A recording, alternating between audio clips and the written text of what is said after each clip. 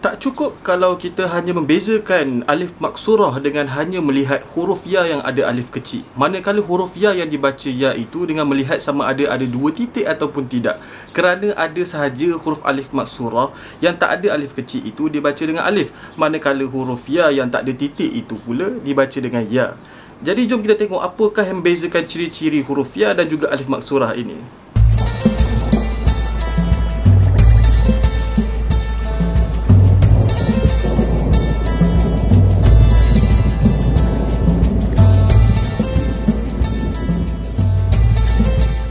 Jadi kita tak naklah fokus pada huruf ya yang ada dua titik ini, sebab macam kita sebutkan tadi, boleh jadi je huruf ya yang tak ada titik ini dia boleh menjadi alif maksurah maupun juga huruf ya. Takut nanti bila kita bagi tempuan dekat dua titik ini, maka kita boleh terkeliru. Okey, yang pertama sekali ialah kita lihat pada huruf ya yang mempunyai baris. Tak kisahlah sama ada baris dia baris atas, bawah, depan, baris dua atas, baris dua bawah dan baris dua depan. Apabila huruf ya ini mempunyai baris, maka kita perlu baca dia sebagai huruf ya. Sebagai contoh, kita lihat kat sini. Umyun ataupun yastahi. Ciri-ciri yang kedua ialah pada huruf ya yang mati tetapi tidak mempunyai apa-apa tanda mati ataupun baris lain pada dia. Dan huruf sebelum pada ya ini mempunyai baris bawah. Jadi huruf ya di sini kita bacanya sebagai ya. Isyarat yang ditunjukkan kat sini, ya tidak mempunyai tanda mati, ingin menunjukkan pada pembaca Al-Quran bahawa di situ perlu dibaca sebagai mad asli. Okey, tapi ada keadaan juga dia perlu kita menjangkau atau melompat bacaan daripada huruf yang berbaris bawah dan tidak membaca pada huruf ya yang mati tersebut, kerana selepas ya itu ada hamzah wasal dan selepasnya pula ada huruf yang berbaris mati ataupun sabdu. Maka kita akan lompat bacaan seperti ini. Kita lihat fis samai, fis sama. Kita tidak baca fis sama ataupun fil ard, fil ard. Kalau kita berhenti, maka kita akan baca fi, ya itu disebut semula. Okey, ataupun contoh yang ketiga ialah tajri, tajri.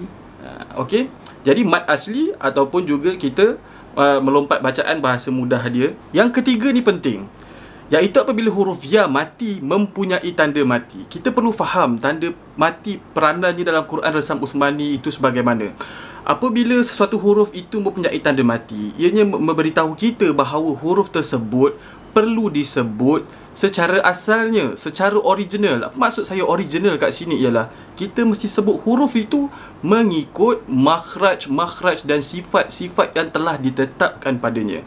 Maka bila huruf ya, dia tidak boleh jadilah huruf lain, dia tetap huruf ya. Okey, tak adalah pula dia idghamkan, tidak ada dengung padanya. Jadi ini unik.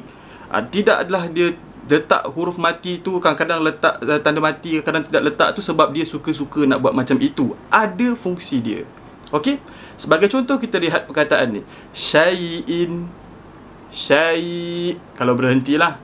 Itu video yang sebelum ni telah kita terangkan kenapa dibaca dua harakat di situ kalau kita berhenti.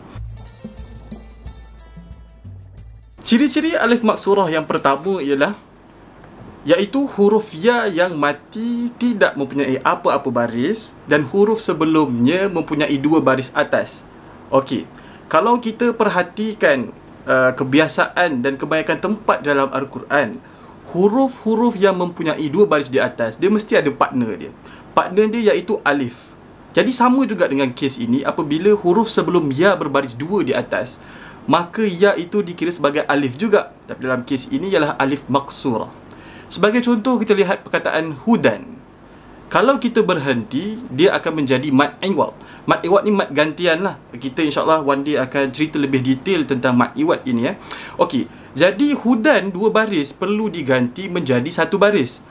Huda, ya tadi yang tidak dibaca semasa kita wasal hudan, sekarang ni disebut huda, jadi dua harakat. Ataupun perkataan ini musallan, musalla.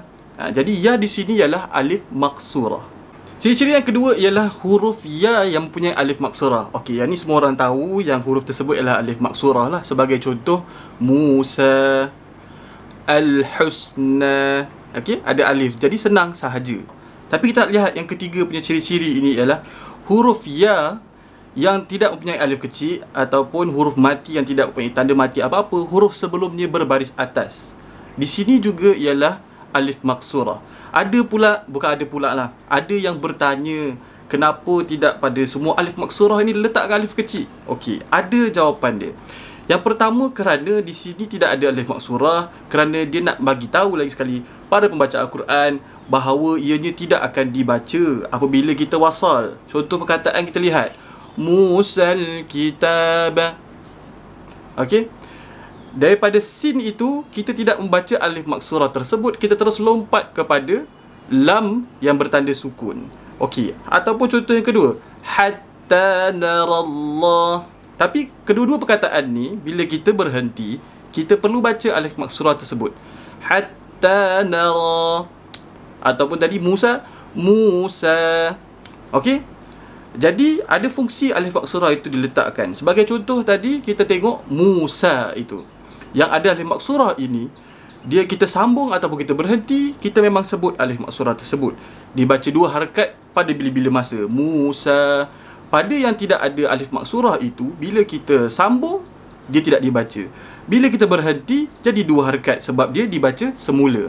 Sebenarnya ciri-ciri yang kedua dan yang ketiga tadi itu adalah benda yang sama sebenarnya. Kalau kita tak tengoklah langsung alif kecil itu, kita tengok daripada huruf ya dan sebelum itu berbaris atas, automatik huruf ya itu akan menjadi alif maksurah.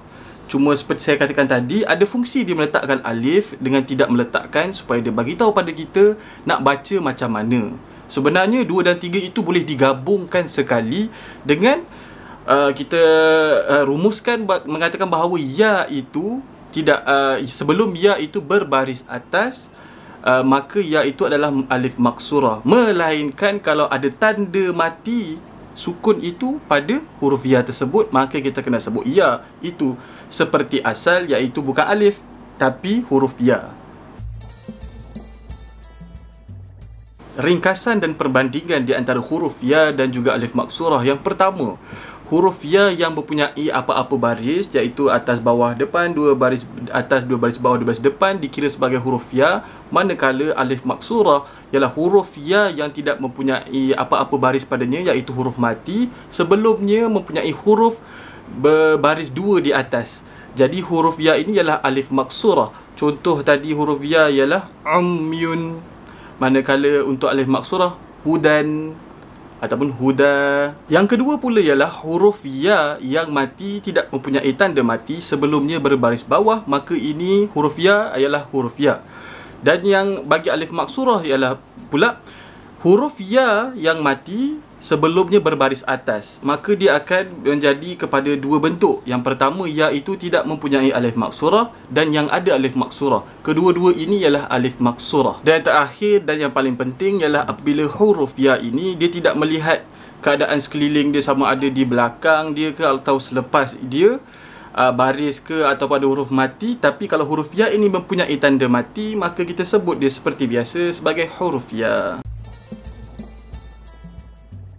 Akhir kalam, senang nak ingat, kita ingat sahaja bahagian alif maksurah, iaitu apabila huruf ya itu mati, tidak mempunyai apa-apa baris ataupun ada alif maksurah, itulah sebelumnya terdapat huruf yang berbaris 1 atas ataupun huruf yang berbaris 2 atas, maka ya tersebut ialah alif maksurah. Selain daripada ni, senang cerita ialah huruf ya. Okey, terima kasih kerana mendengar lagi video ini. Assalamualaikum warahmatullahi wabarakatuh.